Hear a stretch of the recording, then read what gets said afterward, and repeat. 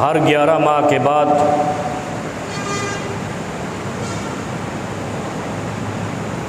अता किया जाता है।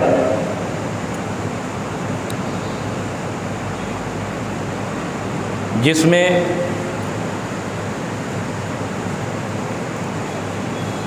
मन कामा रमज़ान ईमाना व एहतिसाबन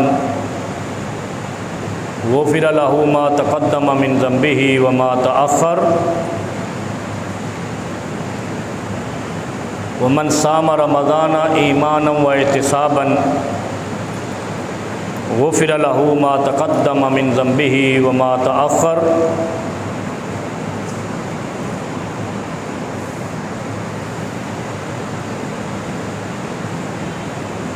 दो मख़सूसात अपने साथ लाता है।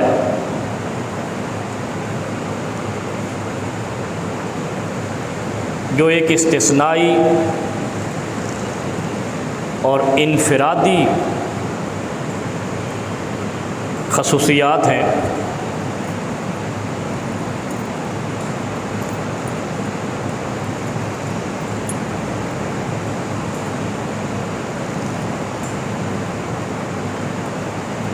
एक तो ये है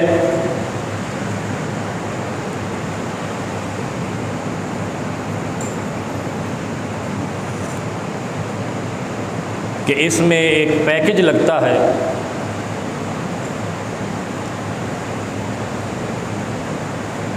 और अल्लाह रब्बुल आलमीन अपने मानने वालों के लिए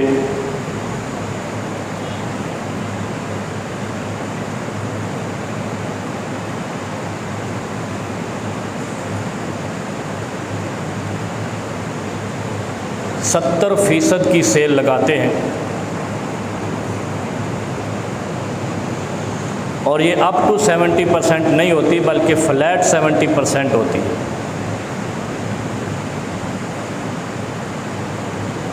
ये बड़ी गौर व फिक्र वाली बात है कि अल्लाह रब्बुल आलमीन इस महीने में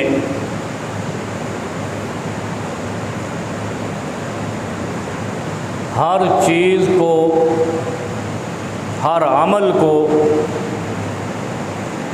70 गुना तक बढ़ा देता है।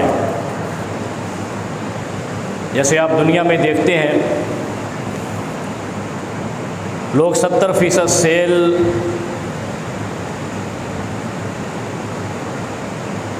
सिर्फ माल पे लगाकर उसका रेट कम करते हैं,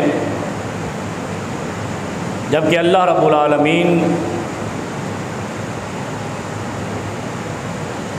70% की ऑफ़र लगा के हर अमल को 70 गुना बढ़ा देते हैं। और उस तख़सीसात में शामिल क्या है? वो मख़सूस अमल जिसकी बिना पे दुनिया का हर माल 70% गिर जाता है और अल्लाह का हर अमल 70% बढ़ जाता है। उसके पीछे राज क्या है? और वो मख़सूस 2 चीज़ें हैं जिनके करने से अल्लाह रब्बुल आलमीन इस अमल में इजाफ़ा करता है। फरमाया मन कामा रमज़ान ईमाना व एहतिसाबन गुफ़िर लहू मा तक़द्दम मिन ज़ंबिही व मा तअख़्ख़र। रमज़ानुल मुबारक में क़याम करना,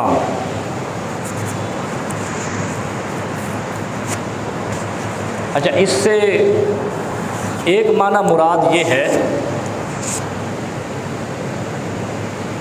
कि हम बाकी 11 महीने भी नमाज़ें पढ़ते हैं, क़याम होता है,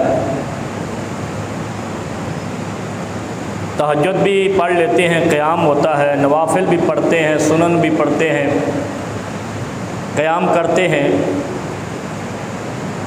लेकिन रमज़ानुल मुबारक के महीने के लिए अल्लाह के हबीब सल्लल्लाहु अलैहि वसल्लम ने मख़सूस अंदाज में फरमाया व मन काम रमज़ान ईमान व एहतिसाबन, कि जिसने रमज़ान में क़याम किया। अब इस क़याम में और आम नमाज़ों के क़याम में क्या फ़र्क है? फ़र्क ये है कि आम दिनों में क़याम फ़र्ज़ है और वो इस महीने में भी है, लेकिन उस क़याम के अलावा जो क़याम करेगा, इज़ाफ़ी क़याम, जो एक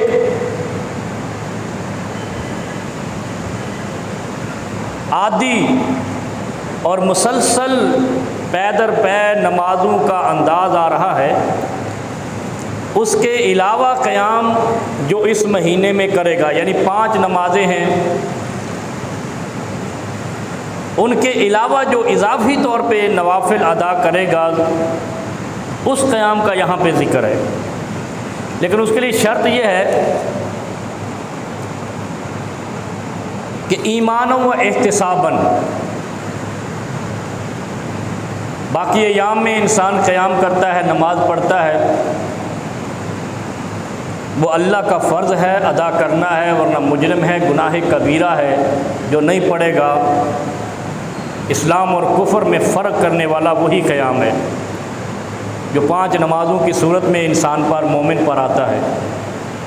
लेकिन ये जो रमज़ानुल मुबारक का क़याम है, ये उस क़याम के अलावा है, और ये ऐसा क़याम है जो इस्लाम और कुफ्र में फ़र्क नहीं, लेकिन तेरे अमल को, बाकी जो अमल हैं उनको भी 70 गुना तक ले जाता है,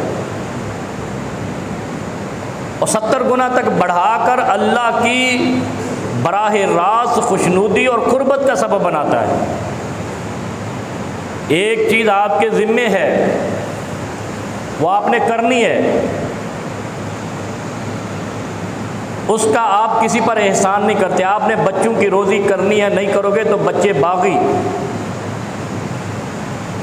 आपके ख़िलाफ़ हो जाएंगे।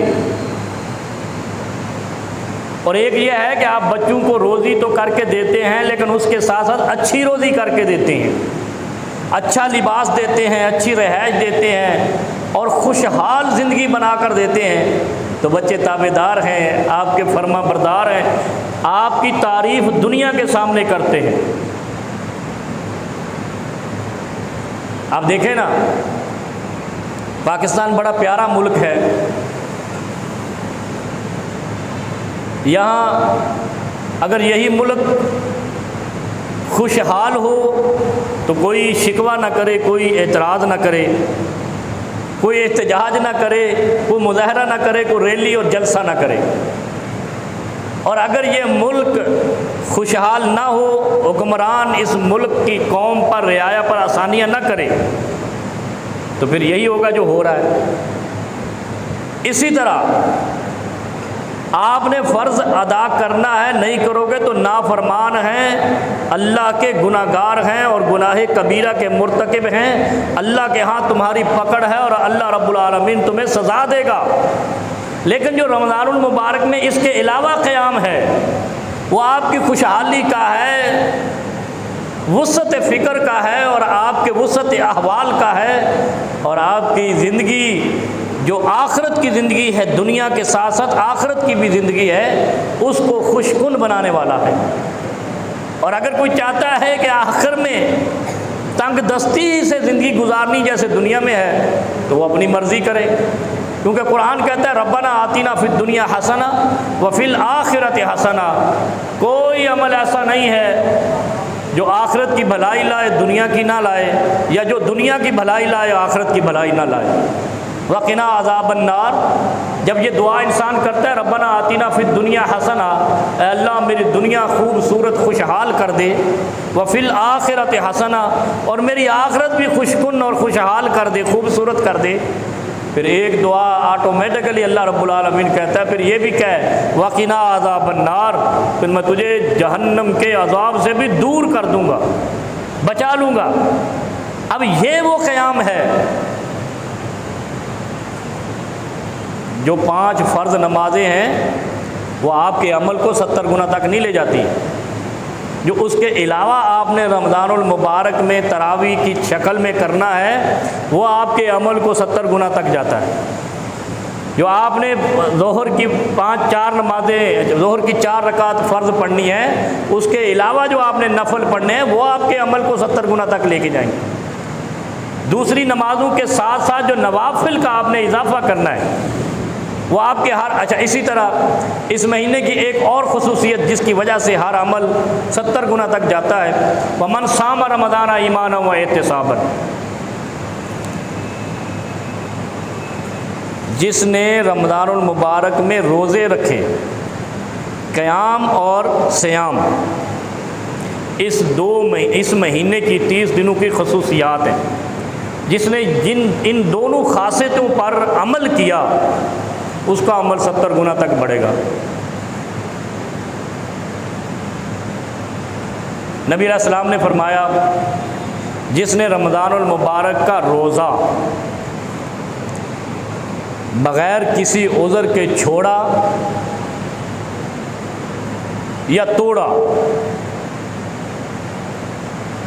ज़रा गौर करना, रमज़ानुल मुबारक के फ़र्ज़ रोज़ा जिसमें क़याम और सियाम की शर्त है, जिसने वो रोज़ा तोड़ा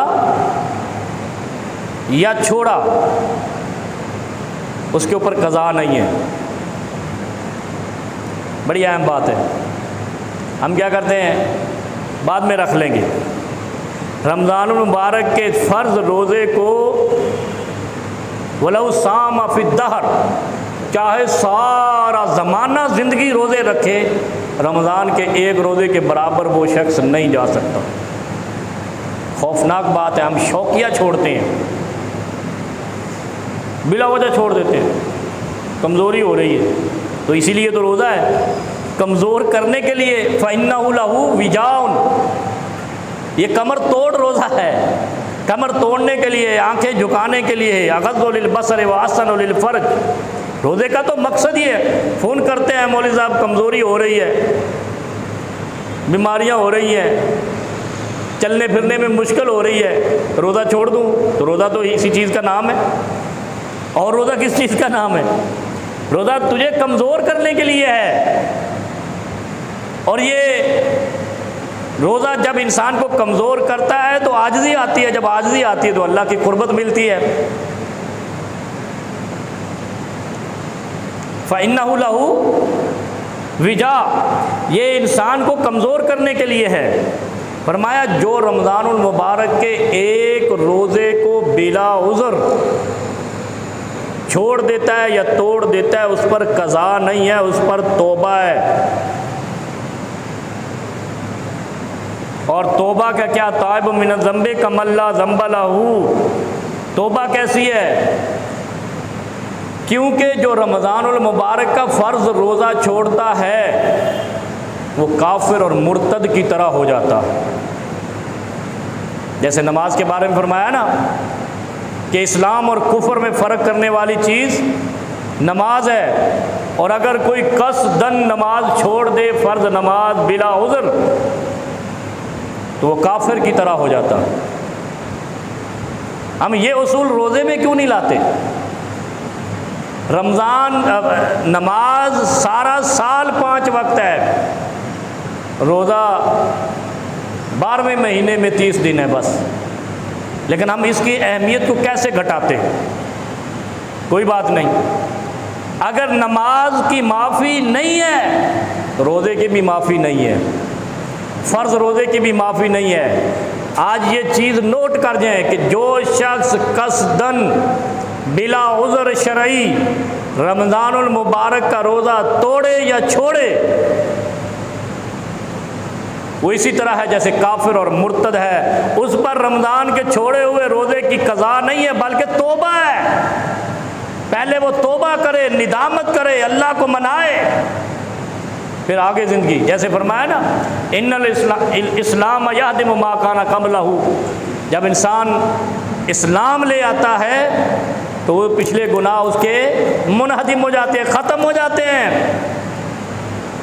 इसी तरह रोज़ा है, अगर रमज़ानुल मुबारक में किसी ने शौकिया छोड़ दिया, जब बग़ैर उज़र के छोड़ा है, वो पहले तौबा करे तब उसको अल्लाह माफ़ करेगा, वरना अल्लाह के यहाँ माफ़ी नहीं है। जब बग़ैर तौबा के माफ़ी नहीं है तो क़ज़ा पहले नहीं है, पहले तौबा है। सख्त है ये बात, मौलवी नहीं बताते, पता नहीं मौलवी ने इसका। रमज़ानुल मुबारक के कसदन छोड़े हुए रोज़ा फिदिया से पूरा नहीं होता।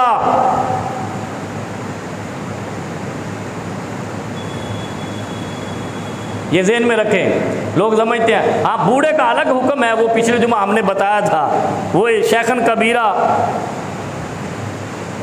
कि जो बुढ़ापे में चला जाए वो उसका फिदिया दिया जा सकता है। जिसके पास उज़्र शरई भी ना हो और वो रोज़ा छोड़ दे और तोड़ दे। एक होता है जबरन, जैसे कै आ जाती है उससे रोज़ा टूट गया, ये अलग चीज़ है। ये ऐसे जो फैंसी तौर पे छोड़ के फिर रहे हैं, इनके लिए ये हुक्म है, ये ज़हन में रखें। इस्तिस्नायात भी होती हैं। अल्लाह रब्बुल आलमीन। फिर नबी अलैहिस्सलातु वस्सलाम से किसी ने सवाल किया कि अशरा ज़ुल्हिज्जा अफजल है या रमज़ानुल मुबारक का अशरा, आखिरी अशरा जो है वो अफजल है। ये सवाल का जवाब सुन जाए। 10 ज़िलहज्जा के 10 दिन, अशरा ज़िलहज्जा, जिसमें यौम अरफा भी है, यौम तरविया भी है, यौम नहर भी है, वो 10 दिन अफजल हैं या रमज़ानुल मुबारक के आखिरी 10 दिन अफजल है? अब देखें इसकी अहमियत इन दिनों की। नबी अलैहिस्सलातु वस्सलाम ने फरमाया कि ज़िलहज्जा के 10 दिन अफजल हैं और रमज़ानुल मुबारक की 10 रातें अफजल हैं। क्या फरमाया? मन कामा रमज़ाना ईमाना व एहतिसाबन गुफ़िर लहू मा तक़द्दम मिन ज़ंबिही। मन सामा रमज़ाना, रोज़ा दिन में है, अफजल रात है। फ़र्क समझें। ज़िलहज्जा की 10 दिन जो है, जो इंसान बैतुल्ला में गुजारता है, मैदान अरफात में गुजारता है, तवाफ़ काबा करता है, ये दिन की इबादतें हैं। ज़िलहज्जा के दिन की इबादतें अफजल हैं, रमज़ानुल मुबारक की रात की इबादतें अफजल हैं। मन कामा रमज़ान ईमान व एहतिसाबन, इसका मतलब क्या है? क़याम रात में ही करना है। दिन के फ़राइज़ हैं पूरे करो, रात में क़याम करो। दिन का रोज़ा फ़र्ज़ पूरा करो, उसमें अपने आप को तकलीफ़ मा ला युताक़ में नहीं डालो। ला युकल्लिफ़ुल्लाहु नफ्सन इल्ला वुसाहा। रोज़ा रख के अपने आप को मज़ीद नहीं थकाओ। ये बहुत बड़ी बात है कि अल्लाह का बहुत बड़ा फ़र्ज़, जिसके लिए बहाने इंसान ढूंढता है किसी तरीके से रोज़े की रुख़सत मिल जाए, वो रोज़ा रख लो और फ़र्ज़ इबादतें पूरी कर लो, क़याम रात में चले जाओ, अफ्तारी करो, खाना खाओ, खूब हशाश बशाश हो जाओ, उसके बाद रात को क़याम करो। ये यौम अरफा से अफजल रातें। क्यों? इन रातों में, आखिरी 10 रातों में लैलतुल क़द्र है, जो 1000 महीनों से अफजल है। लैलतुल क़द्र खैरुम मिन अल्फ़ शहर, 1000 महीनों की इबादत से अफजल एक रात है जो 10 रातों में मिलनी है। इसलिए फरमाया कि ये 10 रातें ज़ुल्हिज्जा के अरफा के क़याम, काबा के तवाफ़ और जनाब यौम तरविया और यौम नहर, कुर्बानी से भी अफजल है। ये रातें कुर्बानी से भी अफजल हैं। ये 10 रातें जो आनी हैं, बताओ, है ना 70% की अल्लाह रब्बुल आलमीन की तरफ से सेल, अप टू नहीं, फ्लैट 70%। जो भी अमल इन रातों में करोगे, इला सबअमियत आज़ाफ, 70 गुना तक बढ़ा दिया जाएगा अल्लाह की तरफ से। करा करके तो देखो, ईमान व एहतिसाबन। अच्छा, जब इंसान कोई अच्छा काम करता है ना, अच्छी ड्यूटी सर अंजाम देता है, अच्छी नौकरी करता है, ताबेदारी करता है और बॉस को कमा के देता है, मालिक को, कंपनी के मालिक को नुकसान नहीं होने देता, कितना वो हर दिल अजीज़ होता है ओनर के पास, कितना वो करीब हो जाता है। जो ज़्यादा ताबेदारी करे, ज़्यादा मुनाफा कमा के दे मालिक को, वो मालिक का सबसे करीब होता है। अब आप देखें जो रातों को अल्लाह की इबादत इन रातों में करेगा रमज़ानुल मुबारक में, अल्लाह का कितना करीब, कितना अल्लाह को वो अजीज़ हो जाएगा। और जो अल्लाह को अजीज, जो मालिक को अजीज़ हो जाए उसके ऊपर मज़ीद अलाउंसेस लग जाते हैं। आपको ये अलाउंस भी मिलेगा, आपको ये भी बोनस भी मिलता है, मिलते हैं ना हर तरह की, उसके साथ फिर ईदी भी मिलती है, फिर हर अच्छी कमाई पे एक ख़ास गिफ्ट भी मिलता है, सर्टिफिकेट भी मिलता है, हुस्ने कारकर्दगी तमगा भी पाकिस्तान वाले तमगा दे देते हैं। जो अच्छी अदाकारा होगी, अच्छा कंजर खाना करेगी, उसको अच्छा तमगा, पता नहीं क्या क्या उन्होंने बेगैरती के अवार्ड रखे हुए हैं।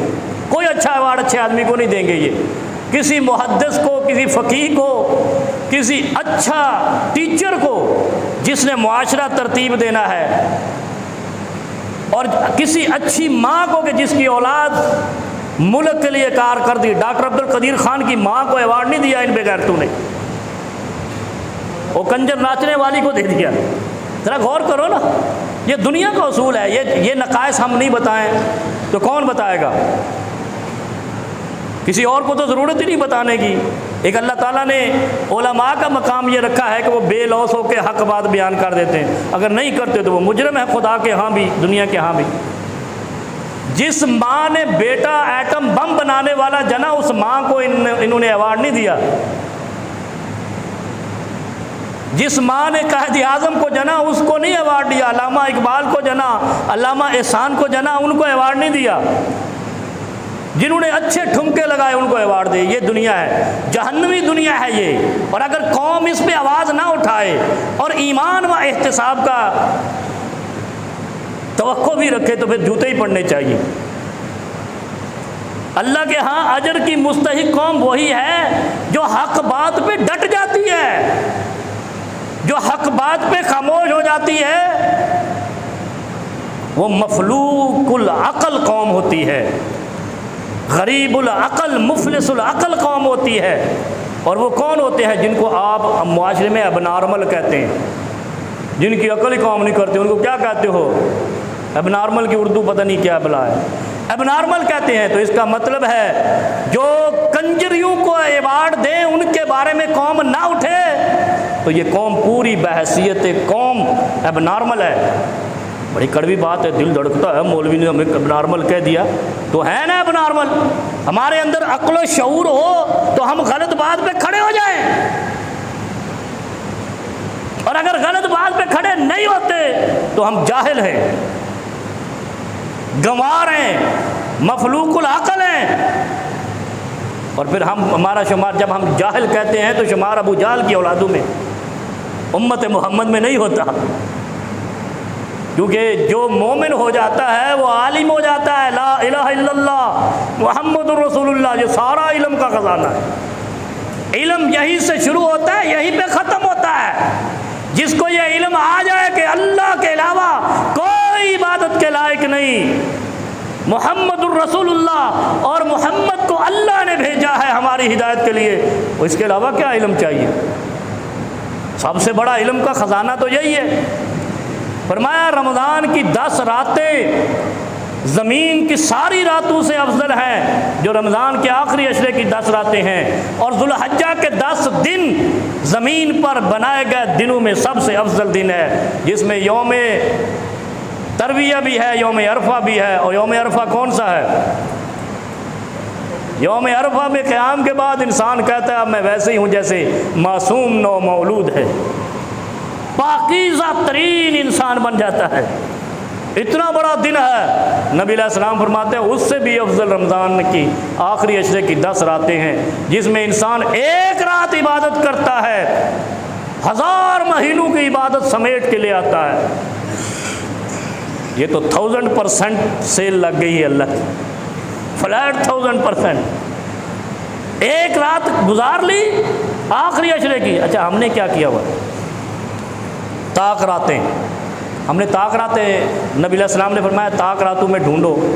इस हदीस में फरमाया जो रमज़ान के आखिरी अशरे की 10 रातें हैं, हम क्या करते हैं, ताक रातों में तो इबादत कर लेते हैं जिस तरह की करनी है, दूसरी रातों में हम वही बुराई करना शुरू कर देते हैं, हालांकि वो भी उसी ही का हिस्सा है, वो भी अलग तो नहीं है। आखिरी 10 रातों में शामिल वो भी है जो 22वीं की रात है, जो 24वीं की रात है। हम 22, 24, 26, 28 की रातों को रात ही नहीं समझते। ये गलत बात है। ये किसी मौलवी ने भी कहा है तो उसने बहुत बड़ा ब्लंडर किया है। 10 रातें अफजल हैं, 10 दिन अफजल हैं। वो दिन कौन से भी हों, वो यकम ज़ुल्हज्जा का दिन हो या 10 ज़ुल्हज्जा का दिन हो, बराबर है। इसी तरह 21 रमज़ान की रात हो या 28 रमज़ान की रात हो, ये भी अफजल है। मेरे अजीज़ों, बड़ा अहम ये लम्हात गुजर रहे हैं जिसमें हर अमल अल्लाह ने आपका 70 गुना बढ़ा देना है। और फिर मैंने वो आयत पढ़ी, रब्बना आतिना फिद दुनिया हसना व फिल आखिरत हसना। ये ज़हन में रखें, हमारी माशी बदहाली की वजह ये है कि हम ब्लंडरात कर रहे हैं। ब्लंडरात क्या है? अल्लाह ने अगर दुनिया अच्छी कर दी तो आखिरत ख़राब नहीं करेगा। ईमान व एहतिसाबन, सिर्फ ईमान शर्त है।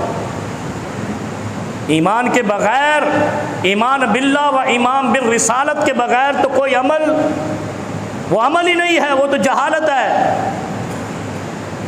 ईमान बिल्ला भी हो, ईमान बिल रिसालत भी हो, और उसके बाद रमज़ान की आखिरी रातें भी हों, ज़ुल्हज्जा के 10 दिन भी हों, बस फिर आपकी दुनिया खुशहाल इत्मीनान वाली है। अला बिज़िक्रिल्लाह तत्माइन्नुल क़ुलूब, इससे अफजल कोई इत्मीनान ही नहीं।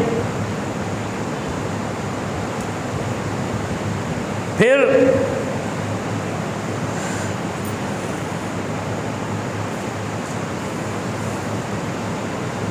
अल्लाह के हबीब सल्लल्लाहु अलैहि वसल्लम एक बात और इरशाद फरमाते हैं, मुख्तसरन अर्ज़ करता हूँ।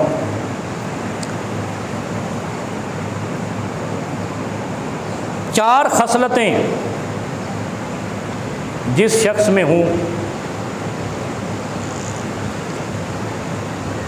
उन पर जन्नत लाजिम हो जाती है। सिर्फ जन्नत लाजिम नहीं होती, जन्नत में घर भी लाजिम हो जाता है। आपकी इन्वेस्टमेंट है वो। 4 चीज़ें आपकी इन्वेस्टमेंट है। रहेंगे आप दुनिया में, दुनिया में रहने का उसका इम्प्रेशन क्या होगा, ये भी सुन ले ज़रा। हमने अलग अलग अमल कर दिए ना, ऐसा नहीं है। अगर जन्नत में आपका घर बनेगा, जन्नत आपको मिलेगी, तो दुनिया की ज़िंदगी में आपकी आफात टल जाएंगी, आपकी परेशानियां टल जाएंगी, आपकी मजबूरियां ख़त्म हो जाएंगी। अल्लाह मजबूरनी, ये भी विर्द किया करो, अल्लाह मजबूरनी। ये बड़ा कीमती विर्द है। इसीलिए अहले हदीस अमूमन कहते रहते हैं कि 2 सजदों के दरमियान जलसा इस्तिराहत है। वो क्या है? उसमें नबी अलैहिस्सलाम ने एक दुआ बताई है जो हमारे फ़िरक़ों ने मिटाई है। अल्लाहुम्मा अग़फ़िरली वरहमनी वजबुरनी वरज़ुक़नी। 4 लफ्ज़ हो गए, ये याद कर लें। वो 4 खसलतें मैं अलग से बताता हूँ। अल्लाहुम्मा अग़फ़िरली वरहमनी वजबुरनी वरज़ुक़नी। ये कब पढ़नी है? अल्लाह के यहाँ सबसे करीब इंसान कब होता है? जब सजदे में होता है।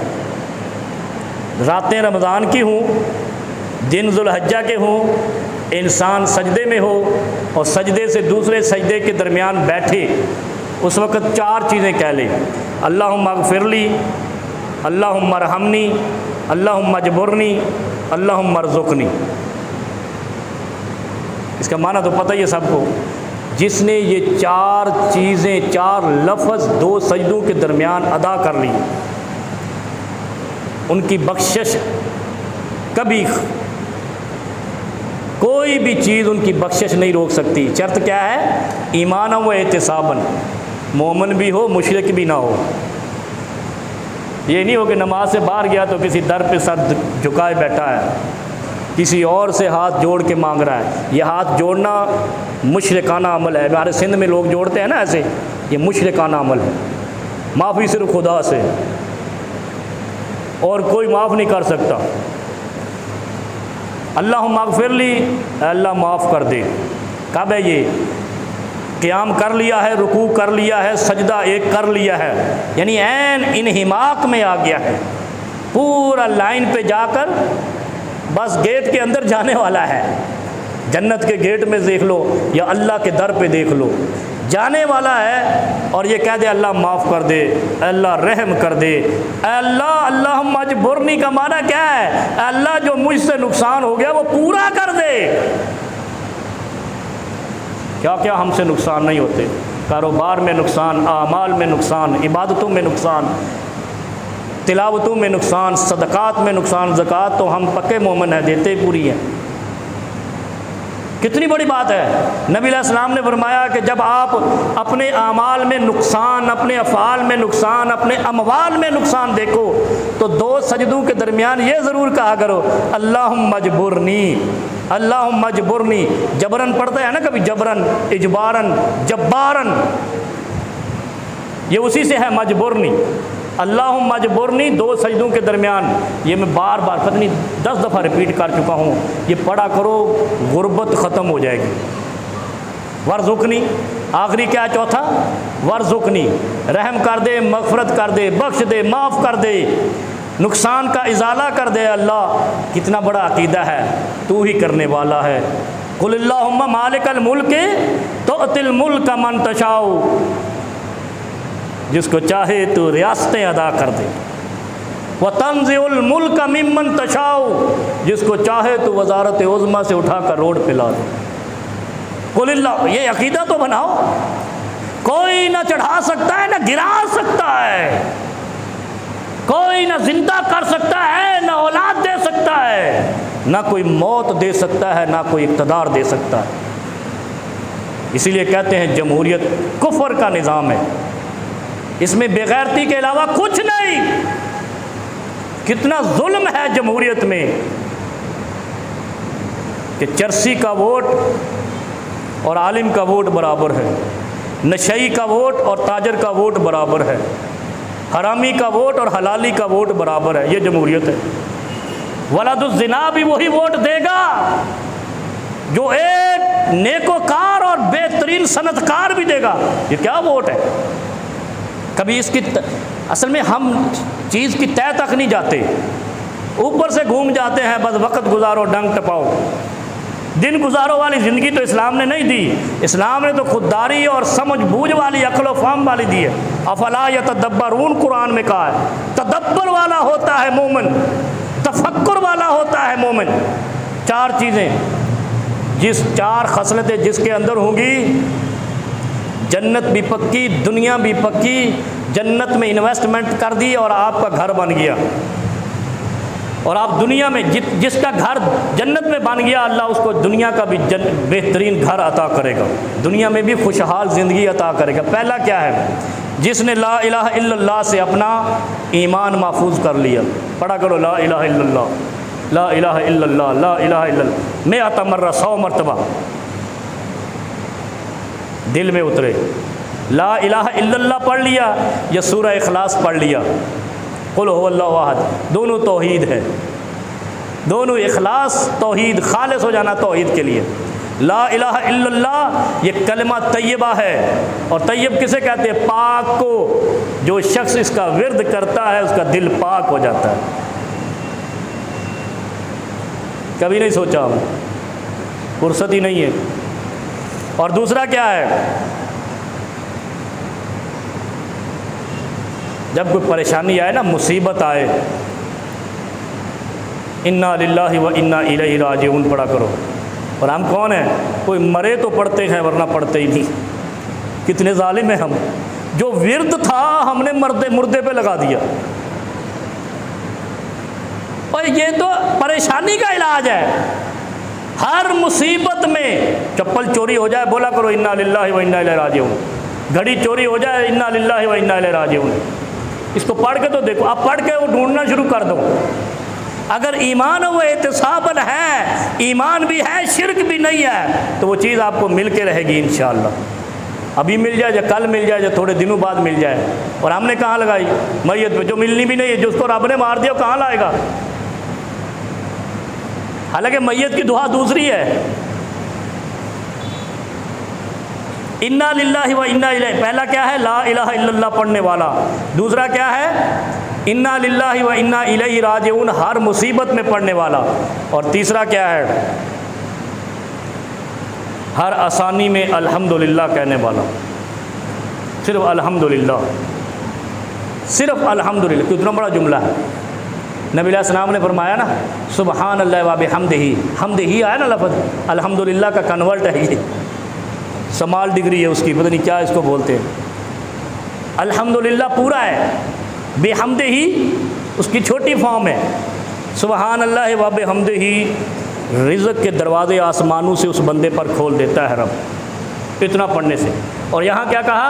जब आसानी आ जाए, अल्हम्दुलिल्लाह मियाता मर्रा, 100 मरतबा अल्हम्दुलिल्लाह कहा करो। कोई बड़ा दीन नहीं है। मैं वो इबादतें नहीं अभी बता रहा जो लोगों ने लिख लिख के किताबें 10-10 जिल्दों में बनाई हैं। वो अगर 10 जिल्दें पढ़ के अमल शुरू कर दो तो 1 सेकंड भी फ़ारग नहीं इंसान का। हालांकि वो इबादतें है भी नहीं। इबादतें वो है जो अल्लाह और रसूल ने बताई, मुख्तसर बताई। बस ये पढ़ लो, किबला दुरुस्त है, आप जन्नत की तरफ। यहाँ क्या बताया? ला इलाहा इल्लल्लाह पढ़ लो, इन्ना लिल्लाहि व इन्ना इलैहि राजिऊन परेशानी में पढ़ लो। और कोई जाकर इमरान खान को बताओ तो इतना परेशान हो रहा है, ये पढ़ा कर, मामला हल हो जाएंगे इंशाअल्लाह। और ऐसे हल होंगे तेज़ रफ्तार आंधी की तरह। और तीसरा क्या है? आसानी आ जाए तो अल्हम्दुलिल्लाह का विर्द किया कर। और चौथा क्या है? तौबा कर लिया करो, रोज़ाना रात को अल्लाह से तौबा कर लिया करो। क्योंकि नबी अलैहिस्सलाम ने फरमाया, अताइब मिनज़्ज़म्बि कमल्ला ज़म्बा लहू, जो तौबा कर लेता है वो ऐसे हो जाता है जैसे उसने गुनाह किया ही नहीं। अच्छा, तौबा क्या है? कोई पहाड़ नहीं है। रात को ईशा की नमाज़ पढ़ते हो ना, दुआ मांगा करो, अल्लाह आज के दिन की नमाज़ें ख़त्म, आज के गुनाह तू माफ़ कर दे, दिल के खलूस के साथ। अच्छा, इंसान की ज़िंदगी जिस तरीके से वो नबी अलैहि सलाम ने फरमाया ना, इंसान के खून में शैतान चलता है, तो इंसान गलती करता है। कोई अपने आप को, ये मिंबर पे खड़े होने वाले भी गुनाहगार हैं, दुकान में बैठे हुए भी गुनाहगार हैं, रोड पे चलने, क्योंकि हमारे जो खून में शैतान चल रहा है, परेशानियां तो आएंगी। उसका एक ही हल है कि हर रात आप तौबा करके अल्लाह से इखलास के साथ सोया करें, दाईं करवट पे हाथ रख के सोया करें। बस अल्लाह ताला आपकी तौबा कबूल कर लेगा।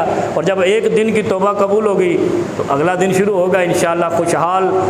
और अल्लाह की तरफ से जब तक आप बड़ा गुनाह नहीं करेंगे, रहमत की रुकावट नहीं आएगी। व आखिर दावाना अल्हम्दुलिल्लाह।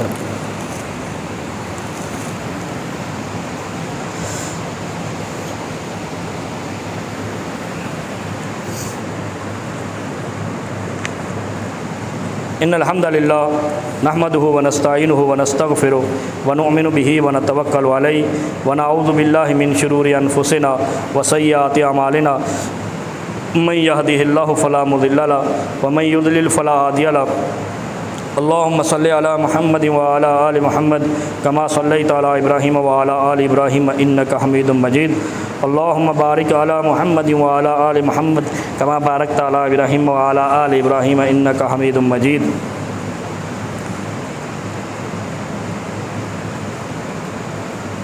एक मसला बड़ा लोग पूछते हैं, ज़कात निसाब, ज़कात निसाब, ज़कात निसाब। ये आप सुन जाएं।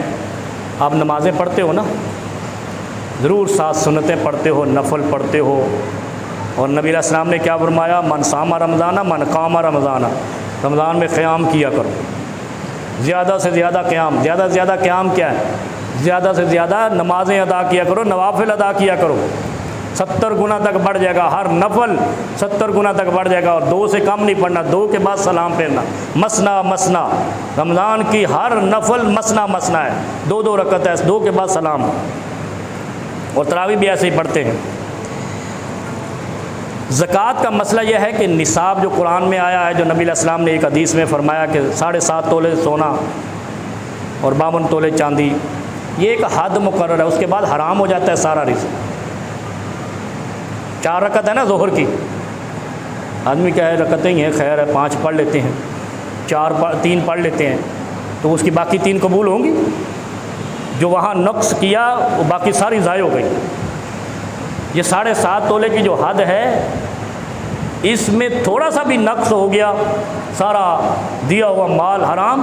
और ये मैं आपको बता दूं कि आप देखें ज़रा तारीख़ इस्लाम को देखें, जिन लोगों ने ज़कात सदक़ात पे मुवाज़बत की, हमेशगी की और मेजरमेंट नहीं देखी, अपने माल की मिक़दार देखी, अल्लाह ने कहाँ टाट पे बैठने वालों को गवर्नर और हाकिम बना दिया। ज़मीन पे बैठने वाले गरीब और नादारों को दुनिया के खित्तों का मालिक बना दिया। सिर्फ क्या था? ज़कात और सदका अदा करते थे। सहाबा किराम की ज़िंदगी को आप देख लें। अच्छा, उसका हल नबी अलैहिस्सलाम की दूसरी अहादीस भी मौजूद हैं, जिसमें नबी अलैहिस्सलाम ने उम्मे सलमा रज़ियल्लाहु अन्हा को अपने हार, जब हार पहना हुआ देखा तो कहा इसकी ज़कात दी है। तो इसका मतलब हार कोई 52 मन का तो नहीं था, हार ही होता है, तोले का होगा, 1.5 तोले का होगा, 2 तोले का, इतना वज़न तो गले में पहना भी नहीं जाता। वो दौर ये थोड़ा ही था कि 150 तोला सोने का हार पहना दिया जनाब फलाने साहब ने अपनी बेटी को, नवासी को, ऐसा नहीं था। ज़कात आपके 100 रुपये पे भी है, 2.5% है ना ज़कात, 2.5 रुपये, 1 लाख पे 2,500 रुपये। आप ये ना देखा करें कि मेरा माल कहाँ तक पहुँचा है, आप ये देखें कि वो जो जहाँ पहुँचा है वहाँ से वापस ना आ जाए। वापस भी अल्लाह कर सकता है ना। और अगर आप वहाँ तक पहुँचे हुए माल को यहाँ से पाक करना शुरू कर दें, 1 लाख से शुरू कर दें कि मैंने अल्लाह के, जो अल्लाह का फ़र्ज़ है ज़कात फ़रीज़ा, वो अदा करते जाना है। अच्छा, ये ऐसे ही है जैसे नमाज़ें आप ज़्यादा ही पढ़ते हैं और अल्लाह के नबी ने फरमाया कि रमज़ान में और क़याम करो, और क़याम करो, इतना क़याम करो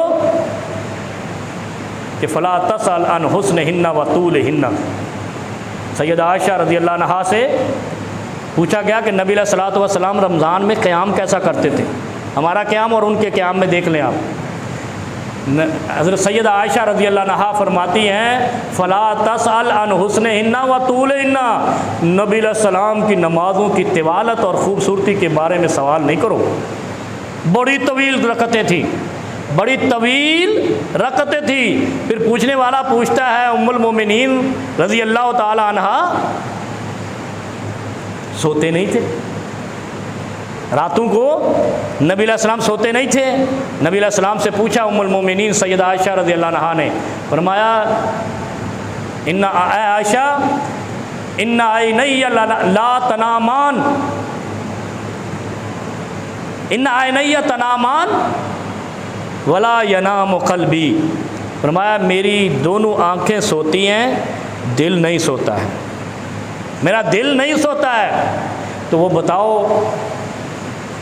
अब यहाँ पे मसला ले आते हम। सैयदा आयशा रज़ियल्लाहु अन्हा फरमाती हैं कि उनकी रकतें के बारे में मत पूछो, वो कितनी तवील थी, हुस्निहिन्ना व तूलिहिन्ना, कितनी खूबसूरती से पढ़ते थे, कितनी तवील पढ़ते थे। तो ये जो 20 रकत का चक्कर है, इसका क्या बनेगा? अगर 20 को उसी तरह तवील करें, फिर वो रात की 11 रकात, जो 11 रकत नबी अलैहिस्सलाम ने फरमाई हैं, पढ़ाई हैं, जो नबी अलैहिस्सलाम ने 11 रकत पढ़ाई हैं, 11 वो लगाओ, 20 ये लगाओ, 31 रकात को तवील करके पढ़ो, तो फिर सेहरी तो मुसलमानों पे फ़र्ज़ ही नहीं है, फिर यही तवील करते रहो। फिर उधर कुरान कहता है ला युकल्लिफुल्लाहु नफ्सन इल्ला वुसअहा।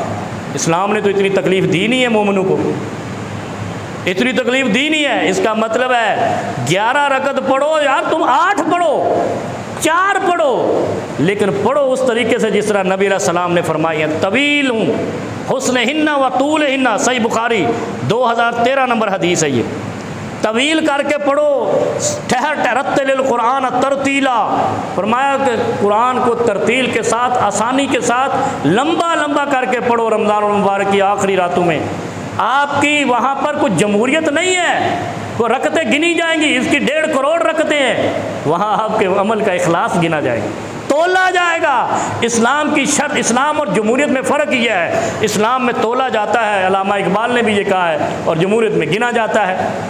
अल्लाह ने गिनना नहीं है, तोलना है अमल कितना कीमती है। 2 नंबरी तो नहीं है, जल्दबाजी तो नहीं है, अल्लाह के यहाँ जो लेकर आया घसीट कर तो नहीं लाया, खुलूस के साथ लाया है। इसलिए 20 रकत की पहली बात तो कि सही हदीस कोई नहीं है, लिहाजा जब इसको 20 रकत की ज़ईफ़ रवायत लेकर फिर रहे हैं तो 11 रकत के बारे में जब नबी अलैहिस्सलाम की दूसरी रवायत मौजूद है, अन हुस्न हिन्ना व तूल हिन्ना, लंबी लंबी रकतें पढ़ते थे, तो तुम 11 क्यों नहीं पढ़ लेते, ताकि लंबी हूँ, हौसले से हूँ, सब्र से हूँ, खुलूस से हूँ, अल्लाह के यहाँ मकबूल हूँ और उस तरीके पे हूँ जिस तरह पैगम्बर इस्लाम ने पढ़ी है। उसके तरीके के अलावा जो मर्ज़ी करो कबूल ही नहीं है।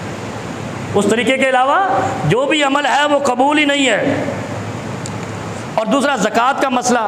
ज़कात भाई आपके, अगर आप शुरू से देना शुरू कर दें, अल्लाह ने आपको करोड़ों का मालिक बनाया है, आप 1000 से देना शुरू कर दो, 1 लाख से देना शुरू कर दो, नबी अलैहिस्सलाम, बल्कि कुरान कहता है फ़हुवा अज़का लकुम, वो तुम्हारे माल को पाक करता जाएगा, पाक करता जाएगा। फ़हुवा खैरुल लहुम, वो उनके लिए खैर लाएगा, भलाई लाएगा। इसलिए वो ना सोचा करो कि आखिर पे कब पहुंचेंगे, पहले ही सोचा करो कि यहाँ से अगर हम तेल मालिश करके पुलिस भर्ती में जैसे जाते हैं, भाई हमने वहाँ दौड़ लगानी है और फिर फेल हो जाते हैं, किनारे तक नहीं पहुँचते, पहले ही अपने आप के माल को तेल लगाकर साफ़ करके बेहतरीन करना है। तो आपने शुरू से ज़कात अदा करते चलते जाना है, अल्लाह आपको बड़ा अच्छा। दूसरा ये है, ज़कात देने से माल सिर्फ पाकीज़ा नहीं होता, माल महफूज भी होता है। नबी अलैहिस्सलाम ने फरमाया, इसी तरह सहाबा ने, और सारे तारीख़ इस्लाम पढ़ के देखो, जो लोग, उमर बिन अब्दुल अजीज़ को देखो सोने का चमचा लेकर पैदा हुए, इमाम अहमद बिन हम्बल को देखो। आप अपनी ज़कात शुरू से देना शुरू कर दें, आपका आखिरी माल जो 20 करोड़ है वो भी महफूज कर देगा, ये आपका शुरू में ज़कात दिया हो। इसलिए कम से ज़कात देना शुरू करो, आखिर से नहीं देखो, कम से कम माल पे ज़कात देना शुरू करो। अल्लाह उसको महफूज करेगा, आगे और देगा, अल्लाह इसको महफूज करेगा, आगे और देगा। अल्लाह रब्बुल आलमीन हमारी परेशानियां दूर फरमाए। अगर कोई मसला है इस बारे में, रमज़ान के बारे में, तो आप पूछ सकते हैं। अल्लाह रब्बुल आलमीन हमारी गलतियों कोताहियों से दरगुज़र फरमाए। अच्छा, एक और चीज़ है, रमज़ानुल मुबारक का महीना है, मन अनज़रा मुअसिरन और वज़ा लहू अज़ल्लहुल्लाहु यौमुल क़ियामा। फरमाया कर्ज़दारों को मोहलत दे देना, कर्ज़दारों को मोहलत दे देना। जो कर्ज़दारों को मोहलत देता है, मक़रूज़ लोगों को मोहलत देता है, अल्लाह रब्बुल आलमीन उस शख्स को कल अर्श का साया देता है। फरमाया ना 7 आदमियों को साया मिलेगा अर्श का।